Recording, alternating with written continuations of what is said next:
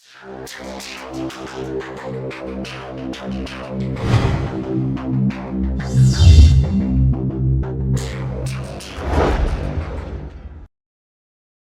to another video. In this video we will see how to use pivot table through which we can summarize our data into different aspects in which we require. So I don't want to waste much of time. Let's we go into that analysis part. So here I have some data regarding some disease, and there is a large number of data for each and every country through time series data. So we need to know whether we can use a filter, but we will see how pivot table is different from this. So you can find the pivot table in data and pivot table. So here you need to choose your data from which you have to be from which you are going to take the data for analysis, and here you can choose whether you need the pivot table in an existing worksheet or a new worksheet. So this is a simple way to open the pivot table. See here you can see the variables which I have selected has been placed here. You can see, and in pivot table there are 4 areas, which is filters, columns, rows, and values.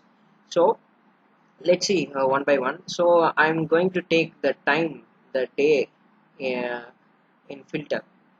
Sorry, I'll take it in row column. See here it gives the row entire time series data which I have chosen, and taking the country name in filter. So here each and every country will be presented here. So in this we can choose whatever the country we need, or you can also choose all the countries. So this is the second step, and I'm just now what I need is just to compare the death and confirmed cases with respect to each country in during the particular time period. So I will be taking this death in values. So in this values you can choose any number of values, either you need summarize some or something other analysis. So here I am taking two variables, death and confirmed. So here you can see the country is all, and on the particular day of 9 January 1st January 9th there is a confirmed this one, and meanwhile the rate is increasing. So the total affected people is something around this, and the confirmed cases and the deaths also is there. So what we are now going to do is we are going to select a particular country, let's say Finland. So here it gives the entire data of a particular Finland alone. So in this way you can use the pivot table for any number of analysis you need. So next we might be want this particular countries to be plotted in a graph. So what we can do is nothing but select the data.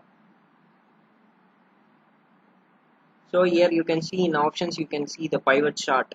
So whatever things you needed you can plot here, and I'm choosing the line. So here you can see that days from first from 3rd March, and the confirmed is 1. So here you can see that graph has been exactly plotted as what we have required, and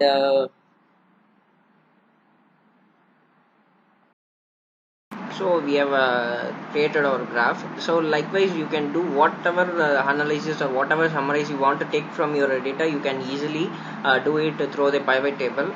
I hope you have learned something from pivot table. If you like, just comment, and whether you have any doubts, please put your comments. Thank you for watching the video. Thank you.